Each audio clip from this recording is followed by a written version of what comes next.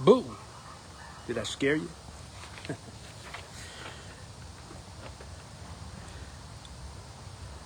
Today, I wanted to resign my position as executive board member. And I was at our so-called executive board meeting. With the exception of Brother Martin, Gallardo, Tom Moore, in my opinion, every single one of my fellow officers in ATU Local 308 is a cold-blooded, boss-loving traitor. Yeah. These people laugh at the members. Laugh at them. They slander them. They don't even know the people whose cases they're dealing with. All they know is what Mark Worms will summarize to them. He doesn't even have the board read the person's grievance. They defend the people who torment us. I'm not exaggerating. They defend the law-breaking acts of CTA mismanagers. They defend it. I show them the laws. I show them the contract. I try to explain to them exactly what's going on, and they just won't hear it. And they are constantly looking for reasons to blame the members for their own failures and their own misconduct. These are union officials who fail us. They fail us. They fail to do their duty. They could maybe make a mistake. It could be unintentional. It could be intentional. But they make excuses for it. Like this quality of life thing. I mean, they're so upset that people on the red line have such high absenteeism. And they're using FMLA. I mean, and then when they're told, look, it's just not enough of a relief. Then they say, oh, well, we don't have the problem on the other lines. I mean, oh my God. I go to court on my own time to fight these managers who break the law, who illegally kick me out, call cops on me. They don't want it. I said, this could be any one of you. And then they laugh. Yeah, it could be me. They laugh because they know the managers will never kick them out. They can stay there as long as they want because they have good relationships with management. And I don't. And I'm proud of it. I don't maintain good relationships with management. I don't care about any of them. I hope they all die right now because they do so horrible, horrible things. Horrible. There's no sympathy from these officers that I'm with. None. I just why am I here? Why am I involved in this? And I'm like, no, you can't quit. We don't have a union, brothers and sisters. We don't have a union. This is what we have. We have a boss agent personality cult. And what that means is a boss agent is an agent for the boss, of someone who looks out for our employer. And it's a personality cult. That is, we elect someone because we like them. They like their personality. They like us. They give us hugs, do us favors. And we say, okay, you be the boss. You decide, and I'll get behind you. And to them, that's what unity is. Unity is just whatever the president does, we just say, good job, and we fall right behind. I mean, no.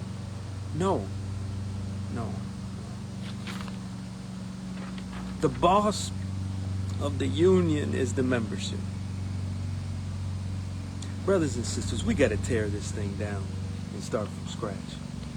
Local 308 it's not a union. But the members, dear members, it's up to you. We've got to put every single one of them out of office now. And then take control of our union. You can't put these people out of office. You can't put charges on them and remove them, impeach them, or vote in replacements, and then just let them do whatever they want to do. You gotta hold them accountable. Now, I try my best to be accountable to you. I might be exceptional. I don't know. But you can't think that just because you have a union, that the union is on your side, the leadership is on your side. And you say, yeah, we just need an outside union. They shouldn't have to be employees. You still got sellouts that you hire off the street. We could hire all our union reps off the street. We could just say, here, let's hire a lawyer. They're going to get bought out if you're not holding them accountable.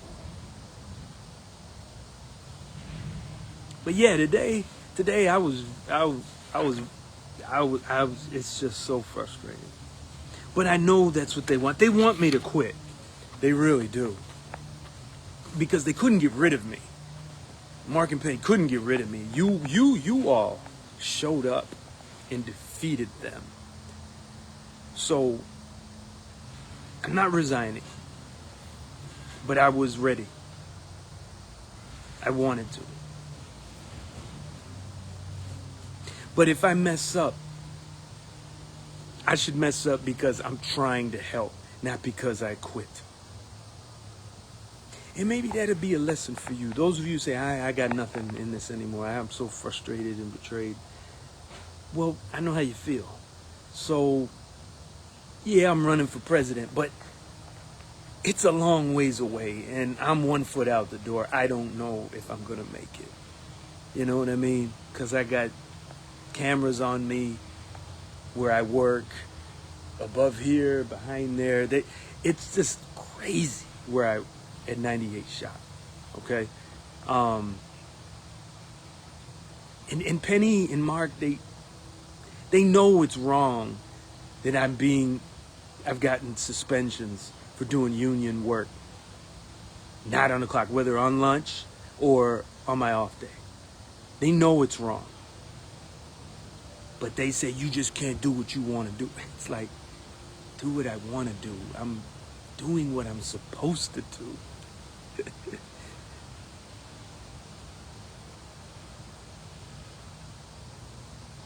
So if you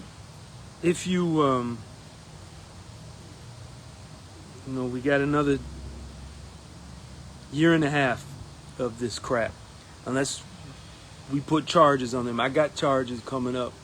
I just got to get enough petition signatures on President Penny for slandering my wife. But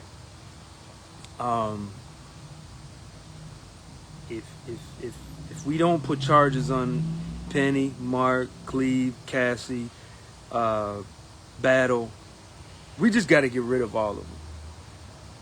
You're going to have to vote them out, but you're going to have to get meeting credits. That means you have to attend membership meetings to get credit for going. You say, oh, well, that ends it. I can't. Well, if you register for my virtual union hall, every month I send out a reminder how to get credit for going to the meeting if you can't make it. Okay? And it's easy to do. But we don't have a lot of time. The CTA budget, they're going to reveal their budget soon. They got to do it in July. And I don't know if you saw Nora the Explorer. She sent out a letter saying she's trying to get the funding.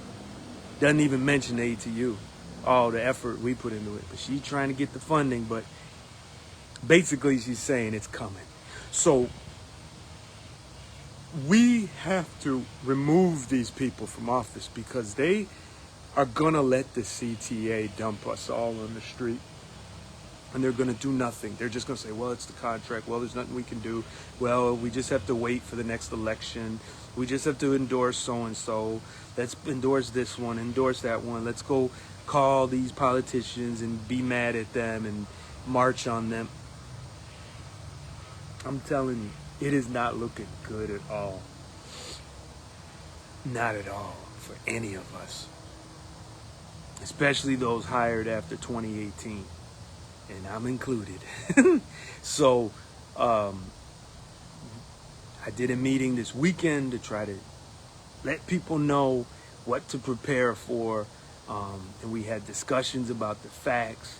Pretty much the money is gone in 2026, okay, for operations of the CTA.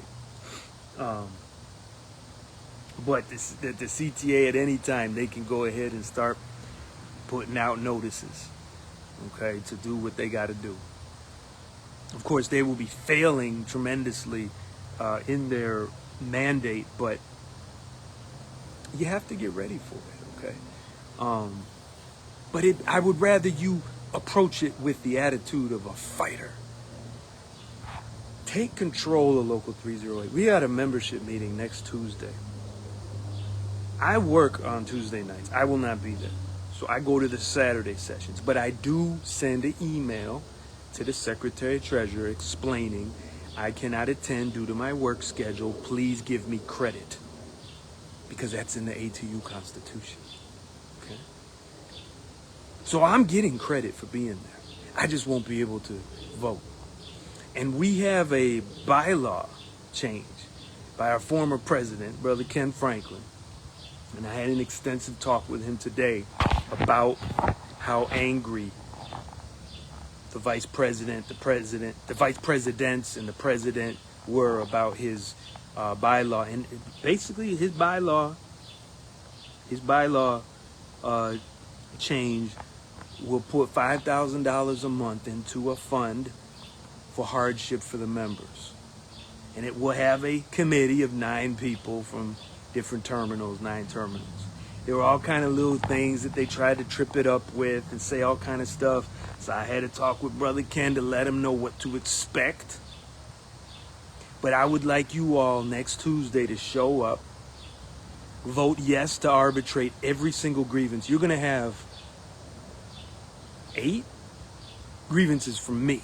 Class action grievances to help the members, okay? And he's going to say all kind of stuff that I'm giving up. I want to give up jobs. Look, I just want us to get paid at the prevailing wage for doing the work of people in other unions that get paid more. That's it. He's got, we got so many grievances. We got people that were fired that shouldn't have been fired. Just show up next Tuesday if you're off, please.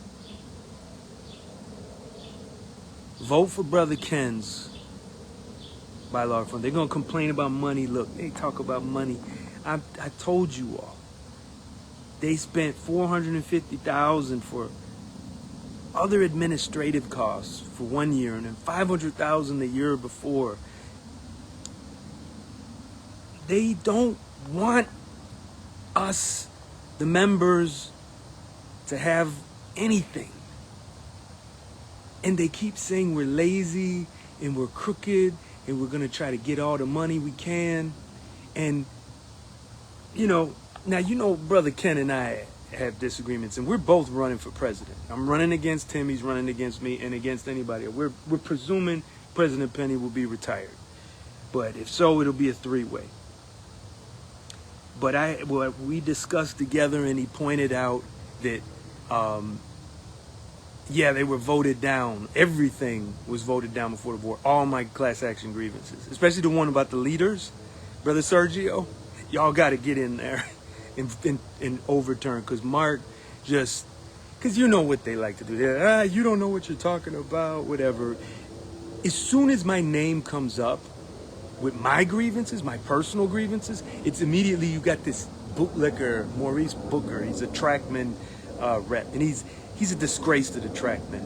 Okay, he's not. He's like he might as well be a manager, and he always says motion not to arbitrate. So they're just evil. They're just evil, evil, evil. They love the managers. They hate the members. But what Brother Ken and I were discussing is that you'll listen to Penny and Mark and the others, and they will say things about the members like we're criminals, like we're thieves, like we're greedy, like we're sloppy. And they're always talking like a boss. They sound like the managers. But he pointed out, and I thought it was quite accurate, the reason why they say what they say about us, the members, or about you, right? Because they say I'm an officer. Is it all the members want is money? But that's because that's all they want. That's all the officials want. You know, when Mark Weems made these bylaw changes to lower the salaries of the presidents, it would only go into effect after he's gone. You see what I'm saying? So,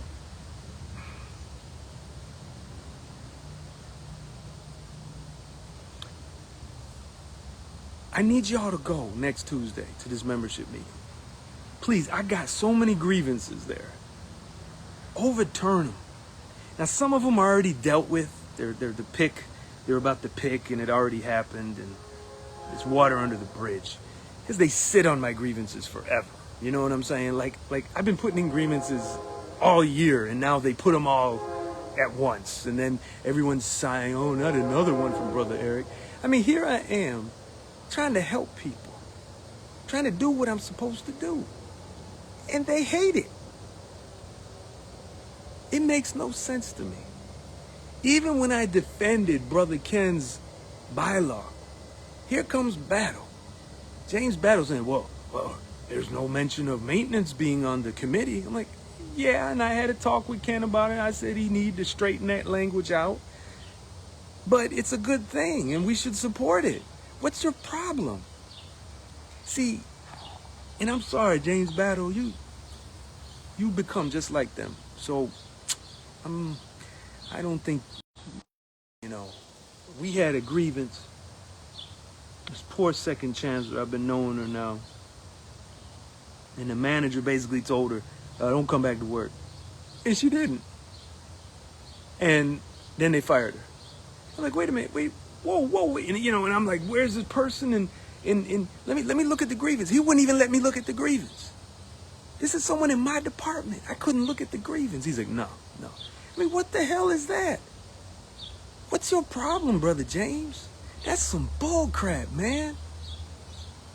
You all so hung up on me and my personality